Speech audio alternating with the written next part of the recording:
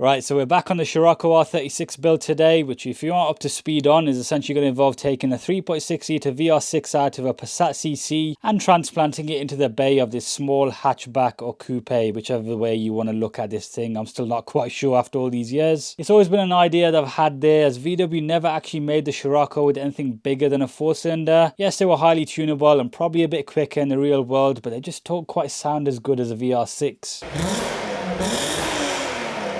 But check this, I've got a bit of interesting trivia for you folks today. They did actually put a VR6 in its sister car, the EOS, which was actually built in the same Portugal factory. And what made it even stranger is that they were all front-wheel drive, just like the Scirocco, and it was sold with the exact 3.2 litre that you got in a Mark V R32. The code is identical, it makes 250 horsepower, and it didn't even end there, as later on they even fitted it with a 3.6. But in this situation, it wasn't the full fat R36 spec engine, which came with 300 horsepower. So yeah, it looks like we're going to have to add those extra cylinders ourselves. And in terms of a quick recap of where we're up to, I've pretty much removed the drivetrain out of both vehicles, but I'm yet to actually mount anything up. And that coincidentally is a goal for today's video, to see if the R36 engine actually even fits in a Scirocco. Now before we go ahead and test fit anything, I still need to do a couple of tasks both on the Scirocco and the CC. We of course still have got the exhaust in place, so when it's up on the lift I'll get that removed. And I've also got the shifter cables because the manual selector is still in place, so I want to remove that. Should it be a difficult task, and then we can bolt up the DSG1. I still need to work out how the conversion to DSG is going to work.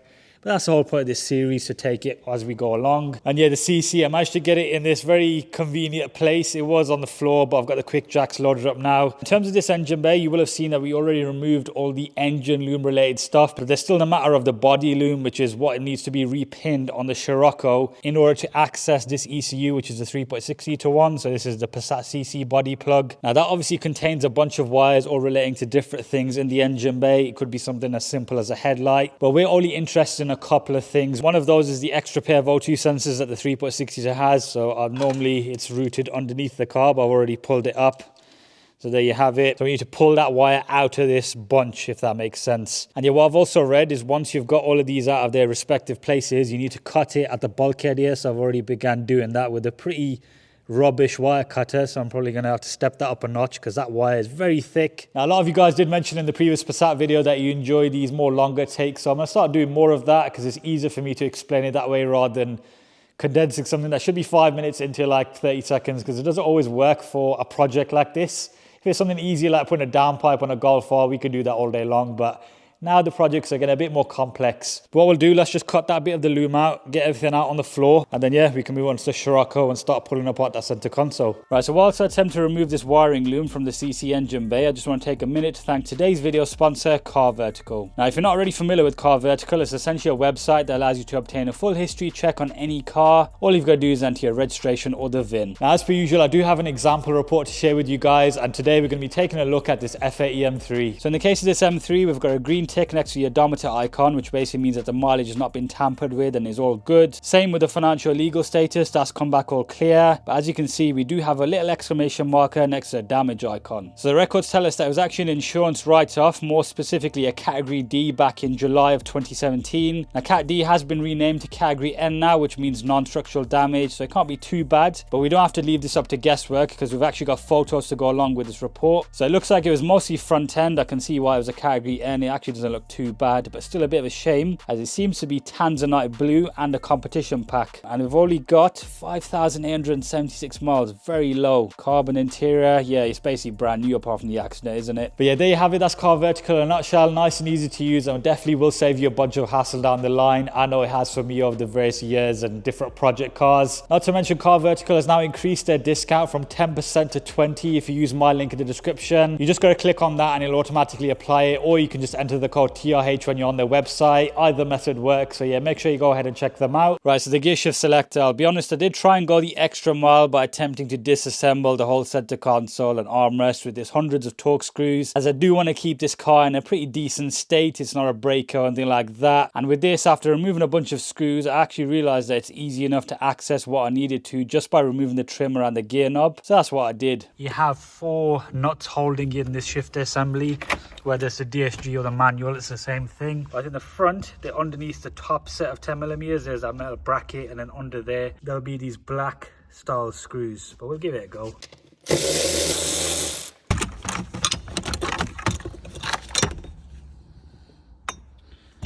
And then underneath we've got the actual 10 mils for the shifter. So get those out and get those out. You can hear that's loose.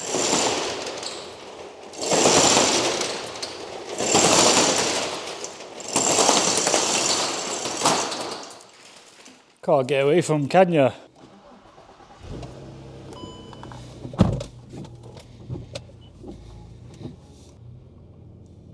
Right, I'm going to push this back all the way because we need a bit of a run up to get over the ridge that the lift has in the middle.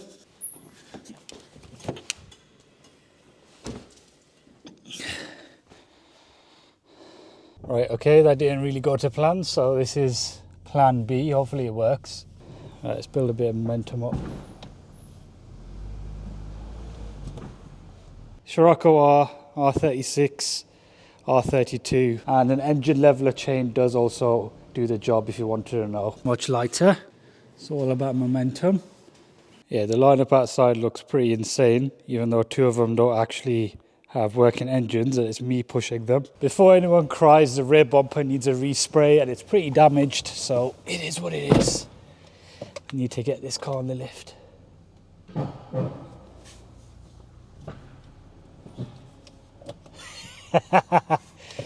Bless the R32, made light work of that. What would we do without this car? Right, so a fair bit of shuffling later. We've got the Scirocco up on the lift and also the R36 just there on the side. It was a lot heavier than I initially anticipated, but I guess taking the engine out of a Passat doesn't really make it any lighter. Little tip for you guys anyway. But yeah, I just want to mention one little thing before we continue with this video. If you are enjoying it so far, make sure you go down and click subscribe. I've got a lot planned for this year and hopefully you should be heading out on some road trips soon and actually enjoy these cars that we're working on.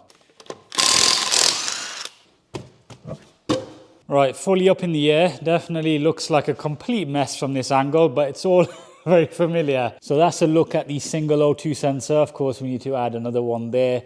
We'll work all of that out soon.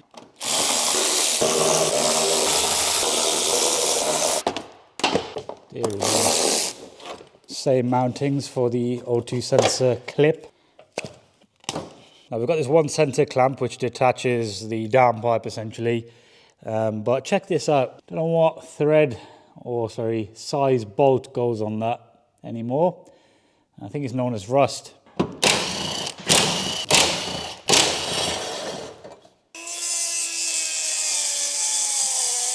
Dremel disc just failed. Good job they continue with it.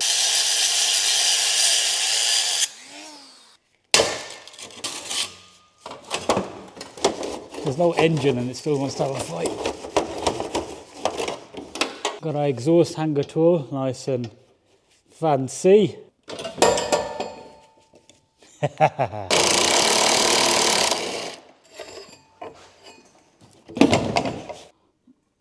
Bit of a sketchy way to remove an exhaust, but it's off though.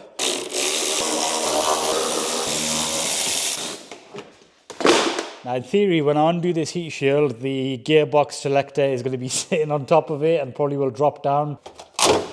Yeah, check these out. They look a lot more substantial than the ones on the Passat. I'll find the part number for these because I think they're a lot better. Yep, the shifter's on top of it.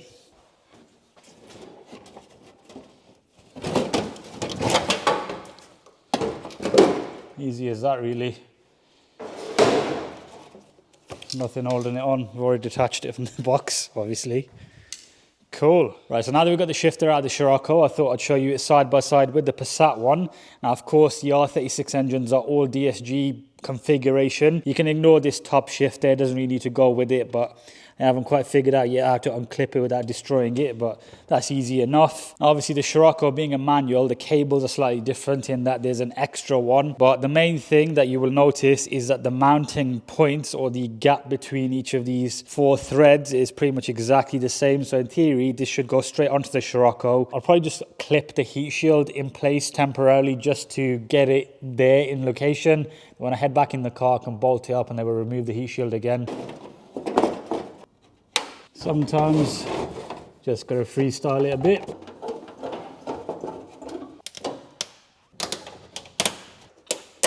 I don't think it'd go up as well as this if the selector was not in its place.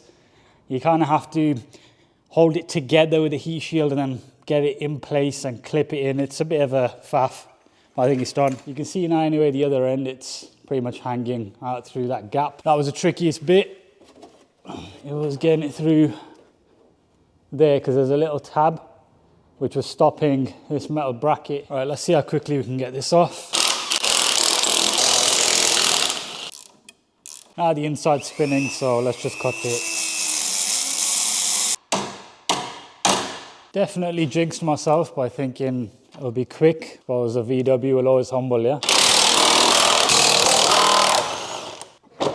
There we go. Right, so we're nearly ready for a test fit of the 3.6, but we need to do a bit of tidying up first. And let's do a quick recap of what happened with this engine when we pulled it out of that thing. If you watched all the episodes, you'll remember that I accidentally dropped it somehow. It was on this kind of moving trolley when it happened, and I am still using it because I've got a bit more comfortable with it. I'm no longer trying to rotate it in its place. I'm leaving it as it is. But one of the biggest casualties of that whole situation was the rocker cover. So there's a big crack in it over here. And we also damaged the throttle body connector. It pretty much sheared off straight from there. So here's all the fresh bits that we're going to be chucking onto that before we mount it up as a Scirocco. The most obvious thing being a brand new rocker cover. Now this is a genuine item from TPS. It's got a VW part number, all of that good stuff. But it's actually got the manufacturer here, which is Man Hummel. That isn't on the original one, it's just all smooth, so that's interesting. At least I can make a note of that and see if there's an OE equivalent. All the various gaskets for the intake manifold, it's a two-piece design as opposed to the 3.2. Got brand new spark plugs, again OEM. And this is where I scored a bit of a bargain because it's a used throttle body. So I searched up the part number, which is right there, ends in the 062. It wasn't listed as R36 throttle body or anything like that. It just said VW throttle body and the part number. And it was up for like 30 something. And I submitted an offer and they accepted it. And the last thing is this right here. And it's located right down there by where the upper tensioner is.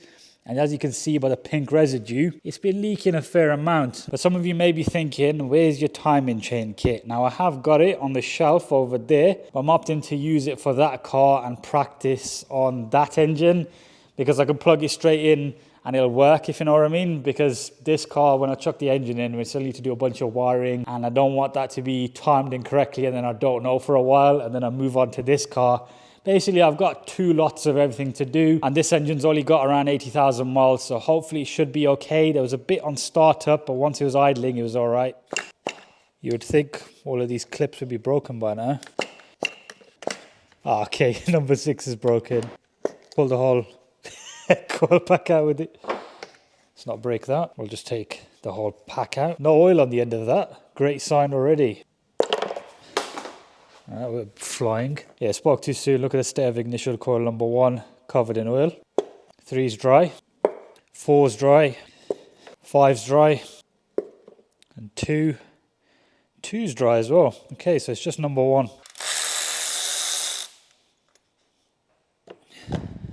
Even though that's snapped there. Throttle body, more T30s. There we are. Oh, you push it down. You can see there the extent of the damage. That's actually the PCV system in there. So I was going to open that up and clean it, but the new rocker cover is basically all refreshed. You can't actually buy a genuine PCV repair kit. You have to get a little diaphragm, clean that out. Easy enough. Now I was just thinking, I can't really see much, but I think that's all oil in there. So not good. Yeah, see, that's dirt. That's oil. Number 3 is clean. Number 4 is relatively okay.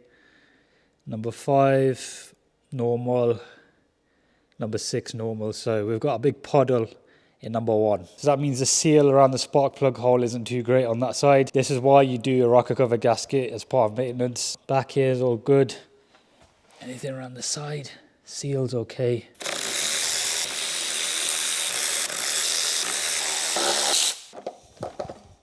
There we go. So that's a look at the gasket. It's all gone very brittle, but not completely finished. The one on the other car pretty much snapped when you pressed it here. Right, so initial impressions, there doesn't seem to be any sludge anywhere from this shot anyway. I mean, the closer we get, seems to be the usual. Got the top of the timing chain here, bit of slack. I imagine that's normally the case because it needs to build up oil pressure when you turn the car on. In terms of the cam lobes, we've got more wear on the left side, so these ones have a fair bit of marks, but they're better condition the further right you go. I don't know if there's any particular reason for that on these engines, that is. I've got a compressed air can here. 5/8 spark plug socket with a magnet on the end makes your life a lot easier. I feel like an engine builder even though all I've done is taken the rocker cover off. We'll get there someday. Little sneak peek there, but let me pull all of them out and I'll show you properly. Damn. Now I'm going to get straight to the point. These are the worst spark plugs I've ever taken out of a car. That includes all of the various cheap Volkswagens we've done and project cars and whatever.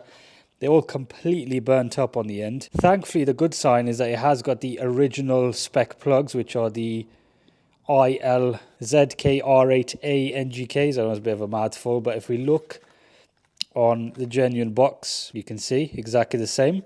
Now, this is what a spark plug's meant to look like. Thread them by hand first, of course. Done. Right, surface cleaned. We'll get the new one mounted up. Now tightening it up, you just go in a crisscross pattern. It's pretty obvious. Lots of residue there, but no actual coolant pouring out. Can't really tell much from that, but obviously the O-ring in there's probably past its expiry date. New T-piece with O-ring. Right then, so it's the next day. I was making good progress with the engine related maintenance that we were doing. But then I encountered a little issue, and as promised in the last video, we're now going to be discussing all the various little hiccups I encounter on these projects, because I'm literally learning as I'm filming these videos for you guys. So essentially what happened was I went to do the final sort of snugging up of these various little 10mm and do it in the crisscross pattern and all that good stuff. And it turns out the 3 screws on the end here for the rocker cover don't seem to want to tighten anymore. And if you look there, compare it to that, you can see that there's an insert on that and there isn't on these. It's conveniently on all 3 of them. Now I didn't notice at the time, but I went and checked out the diagrams and then realized that this piece here is actually separate to the rest of the block. You can tell there by the line, that's actually the upper timing cover. So that indicates to me that maybe someone has been into the chain side of this engine, because why would those 3 conveniently be much worse condition than those? Either way, it's got to be sorted out. And yes, I could potentially just helicoil those bits, but because I can buy that upper cover and we're likely going to do the chain at some point, I'd rather just do that rather than fixing whatever's there. So yeah, we'll get the rocker cover back on for now. So at least it's looking like an engine somewhat, and we still can proceed with test fitting it in the engine bay. But getting it off shouldn't be much of a problem. And then when we get around to that, I'll put the silicone on either corner because you're supposed to put a dab there. I'm also going to need to order some other bits as well that I just realized having inspected the engine bay. If we look here, I actually forgot about the clutch line situation because of course that has brake fluid in it. Now this braided line goes into a hard pipe which then sort of tees off here and then follows up into the clutch master cylinder, and then that's fed fluid from the reservoir through this kind of corrugated pipe. So what I can do is delete that, remove that because we're going to have to get rid of the clutch pedal anyway, and then get another master cylinder which doesn't have this cut at the end. Is just hooked in like so. There you go. We'll leave this attached until the new reservoir arrives, I think. Right, new gaskets there. Also on the ends. And then we've got our used throttle body, which I've cleaned up a fair bit. All of that was covered in sort of mud. That's all sorted now. All right, all ready to test fit, I guess. Now, before doing that, there is a matter of the engine and gearbox mounts. And whilst VWs do share a number of parts, we are ultimately going from a 2-litre manual to a 3.6-litre DSG. However, that doesn't stop us just taking them straight out of the CC, and that's exactly what I did. And in theory, these should just bolt right up to the Scirocco. There you go, engine mount out. How much play do we have for a 76,000 mile Scirocco R? Pretty good, quite rigid. CC mount with 80,000 miles. Bit squeaky, but not too bad again. So will this go straight in? Look at that. VW group, my friends. Even this lines up here with this bracket. Could say I'm surprised, but also I know these cars are like Lego. Straight in now.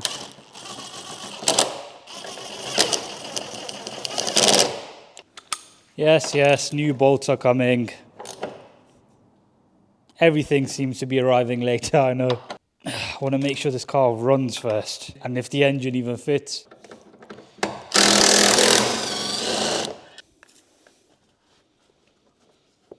So this is the Scirocco's gearbox mount. It's got a wasp stuck to it, interestingly enough.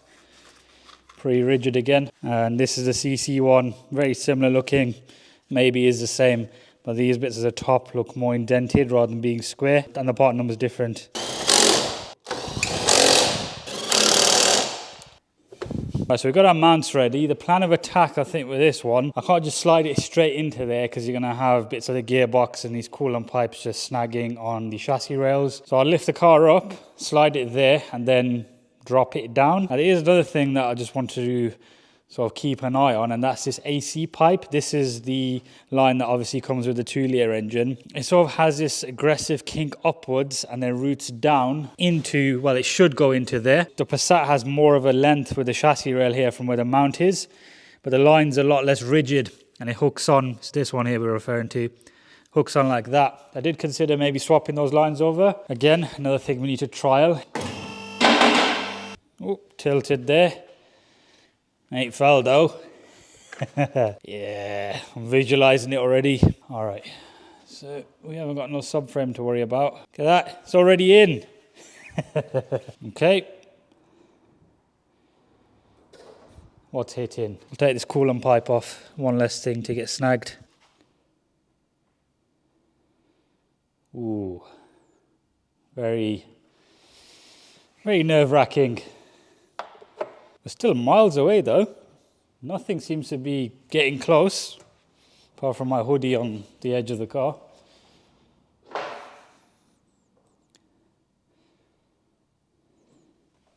Right, so that's definitely a good view, but let me just show you some of the clearances before we attempt to bolt it in. It's still got a few more centimeters to go, but in terms of the chassis and the engine itself, on this side, we've got plenty of space. That's how close we are in terms of the gap, but I'm going to shuffle it around somewhat. The engine's at a bit of a tilt right now. It needs to move forward like so. The only thing I've noticed is this piece of metal is sticking out, but hopefully when the engine's in place, it'll just sit into that little sort of indent on the mount itself.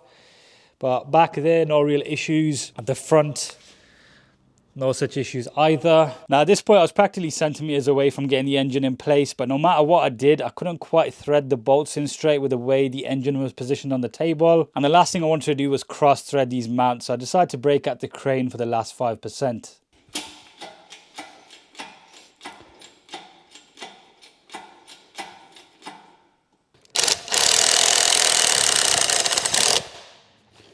There you go.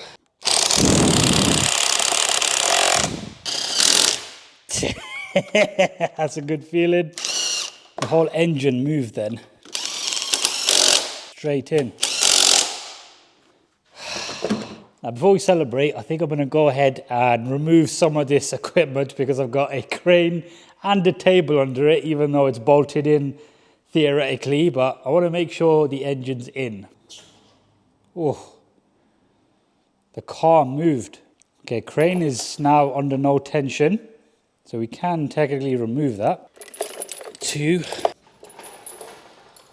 Let's put the little V6 plaque on, even though it should be VR6. So at least it looks, well, the broken one, presentable. Right. Okay. We could actually lower the... I think that's loose. Table's loose. No way. There's no tension on that.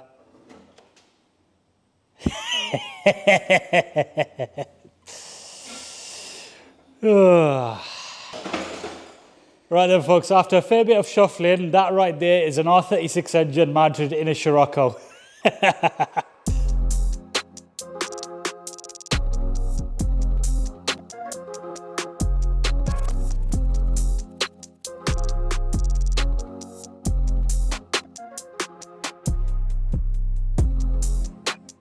Right, so what have I gathered in the attempt to mount this engine up, or successfully doing so? Number one, it is a straight bolt in, the 3.6 litre engine into this car. If I get the light on here, you can see that that piece of metal that I was concerned about is actually miles away from that mount when the engine is actually in place. The engine side of things is all clear as well. We've got no problems with the pulleys hitting anything. All the usual sort of specs you'd find if the engine was there to begin with. I've got no real concerns with that. The main issue we're going to have is this AC pipe, which I probably am going to have to change now, because I was thinking just like that issue, maybe when the engine's in its correct position, it'll be able to flex into line, but that's touching the intake manifold. I don't like that. And that is not going to reach down there. That's the way it needs to be plugged into. It's got the incorrect kink in it. So literally my main goal for today was just to see if this engine mounts up with any issues, and I can gladly say it doesn't. So well chuffed with that. It's definitely going to be a bit of a journey, this one, but when you see the engine mounted up like that in the bay, it just makes it all worth it for sure, because you can sort of see the finish line. But yeah, folks, I think we'll end it there. Make sure you drop a like on it if you enjoyed today's video. Also, make sure to subscribe if you are new here, or if you've been watching for a while and you have already done so. Follow my Instagram to get updates in the meantime. And yeah, I'll just see you in the next one.